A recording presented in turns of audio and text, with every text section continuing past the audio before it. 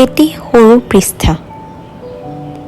অচিনাকি পথত ৰৈ থকা দুই পথিকৰ সেই 30 মিনিট সময়। গন্তব্যস্থান একেটাই আছিল। গান আৰু নাচোনৰ ঢৌবোৰে একে গতিৰে নিস্তব্ধতাৰে কথা পাতিছিলে।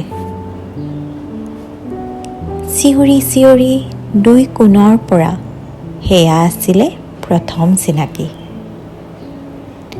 মুকলি আকাশৰ তলত বহি খোৱা এসাঁজৰ মাজতে জীৱনৰ সপোনবোৰৰ চিত্ৰ ৰচনাৰ প্ৰচেষ্টা।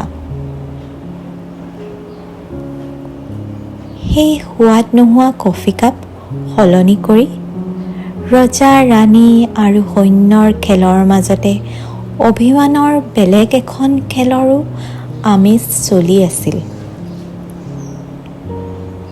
কেইবাটা পূৰ্ণিমাৰ মাজতে আকৌ অমাৱস্যাই ঘেৰি ধৰা নিশাবোৰে সেই পথিকৰ পথেই হেৰুৱাই দিলে। জীৱনৰ পুৱতিৰ সন্ধানত নতুন পথত আগবঢ়া অচিনাকি পথিকৰ কিছু মুহূৰ্তৰ এটি পৃষ্ঠা। অচিনাকি পথত ৰৈ থকা দুই পথিকৰ সেই 30 মিনিট সময়।